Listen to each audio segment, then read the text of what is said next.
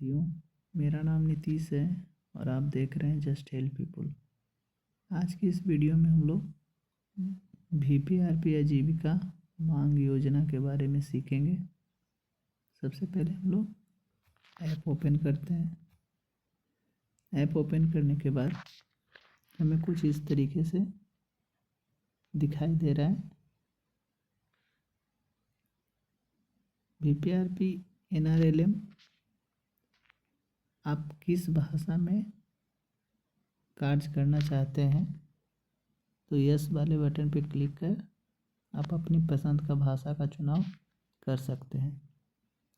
जैसे मैं हिंदी भाषा का चुनाव कर रहा हूँ और सेट बटन पे क्लिक कर दे रहा हूँ। क्लिक करने के बाद हमारा ऐप कुछ इस तरीके से ओपन होगा। ऐप में सबसे ऊपर में लैंग्वेज चयन करने का विकल्प दिखाई दे रहा है। यहाँ से हम हिंदी और अंग्रेजी भाषा में ऐप को ओपन कर सकते हैं। ऐप में आगे बढ़ने से पहले हम लोग एक बात को ध्यान रखेंगे कि हम जो भी डाटा का एंट्री करेंगे वो समूह के बैठक में सभी दीदी के साथ में करेंगे। ये जो हमारा कार्य योजना बना रहे हैं वह लाइवलीहुड आजीविका का बना रहे हैं। तो इसमें सबसे पहले हम लोग अपना रोल चयन करते हैं। तो सेलेक्ट रोल वाले बॉक्स पे क्लिक करेंगे और कृपया चयन करें पर क्लिक करेंगे। इस पर चयन करने के बाद हमें दो तरीके का चीज़ दिखा रहा है। एक SAG यूजर CRP लाइवलीहुड और दूसरा VO यूजर CRP लाइवलीहुड। तो सबसे पहले हम लोग SAG यूजर CRP लाइवलीहुड पे क्लिक करेंगे और नीचे में सेलेक्ट रोल वाले बटन पे क्लिक करेंगे। इस पर क्लिक करने के बाद जैसे कि इस समूह के अंतर्गत कुल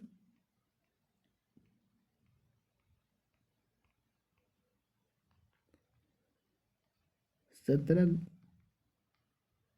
समूह मैप है इस ID में। तो एक एक करके हम इस समूह का मांग योजना तैयार करेंगे। जैसे कि इसमें हम लोग देख रहे हैं कि कुछ समूह का मांग योजना तैयार हो गया है और कुछ समूह का मांग योजना तैयार करना बाकी है। तो चलिए हम लोग एक समूह का मांग योजना के बारे में सभी दीदी से बात करते हैं और उसको एक एक करके तैयार करते हैं। जैसे एक हमारा समूह है तारा जीविका SAG। इसमें कुल 7 मेंबर दिख रहे हैं जिसमें 2 का प्रोफाइल भी बनाया जा चुका है। तो इस पर हम तारा जीविका SAG पे क्लिक करेंगे और जो 2 दीदी का प्रोफाइल बन गया है उनका ऊपर में नाम दिख रहा है। तो इसके बाद बाकी सभी दीदी का हमें प्रोफाइल बनाना है। चलिए आज हम पहले प्रोफाइल बनाने के लिए सीखेंगे। प्रोफाइल बनाने के लिए सबसे पहले हम जो दीदी का नहीं बना है उनका बना के दिखाएंगे। जैसे एक दीदी का नाम है सीता देवी, इनके सामने प्लस का बटन दिख रहा है। यहाँ से उनका हम लोग प्रोफाइल तैयार करेंगे। प्लस बटन पर क्लिक करने के बाद दीदी की परिवार की मौजूदा आजीविका गतिविधि के बारे में पूछा गया है। तो सीता दीदी ने बताया कि उनके यहाँ पशुपालन गतिविधि चल रही है। तो पशुपालन बॉक्स पे क्लिक कर उनको पशुपालन से कितना इनकम हो रहा है वो इसमें फिल करेंगे। तो दीदी ने बताया कि उन्हें महीने में पशुपालन से 5,000 रुपये का इनकम हो रहा है, 5,000 रुपया हम लोग उसमें डालेंगे करके और अगले बटन पे क्लिक करेंगे। अगले बटन पर क्लिक करने के बाद हमें पशुधन के बारे में जानकारी भरनी है। तो दूसरा जो हम लोग को चयन करना है उस पर क्लिक करेंगे। तो ये पशुपालन से दूध पालन का कार्य करती है। दूध पालन में इनके यहाँ कुल 3 पशुधन हैं। इसके बाद हम लोग दूसरा ऑप्शन आधारभूत संरचना के बारे में पूछ रहा है कि उनके पास पशु को रहने के लिए आवास है कि नहीं। तो अगर दीदी के पास आवास है तो हाँ पे क्लिक करेंगे, नहीं है तो नहीं पे क्लिक करेंगे। यस पे क्लिक करें। उसके बाद उनके पास पूछ रहा है कि वो संपत्ति की स्थिति कैसी है।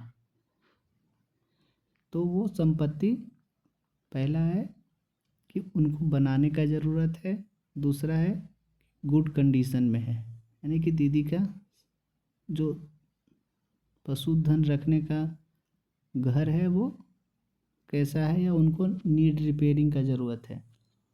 तो हम नीड रिपेयरिंग वाले पे क्लिक करेंगे क्योंकि दीदी ने बताया कि उनके घर में मरम्मती की ज़रूरत है।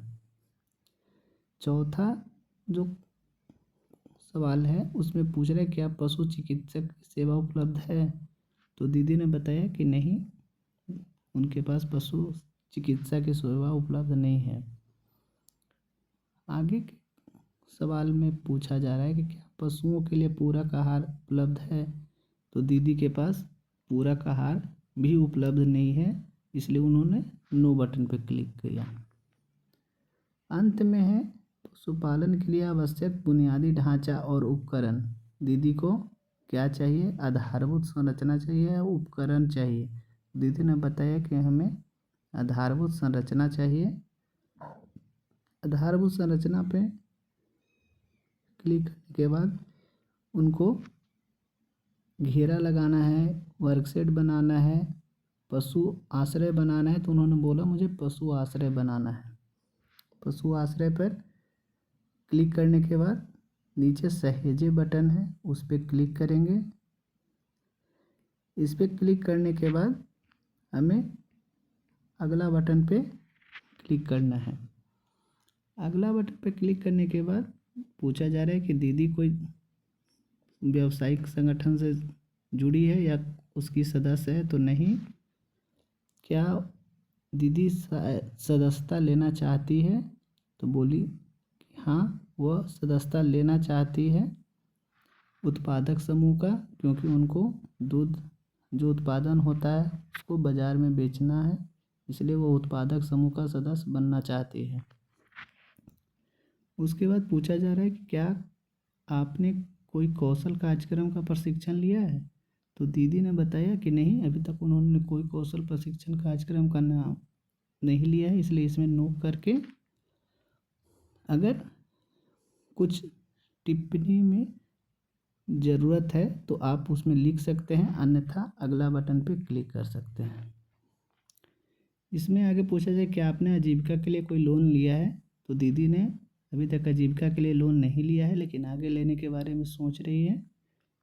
तो नहीं पे क्लिक करके सहेजे पे क्लिक करेंगे।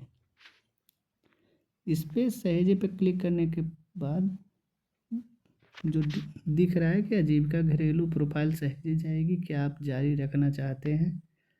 तो हाँ ठीक है पे क्लिक करेंगे। तो दीदी के नाम के सामने ग्रीन कलर का टिक लग गया। इससे सीता दीदी का प्रोफाइल कंप्लीट हो गया। इसी तरीके से बारी बारी करके हम सभी दीदी का प्रोफाइल कंप्लीट कर लेंगे। उसके बाद हम लोग लाइवलीहुड प्लान भरेंगे। तब तक के लिए इतना ही। अगली वीडियो में हम लोग लाइवलीहुड प्लान के बारे में सीखेंगे। धन्यवाद।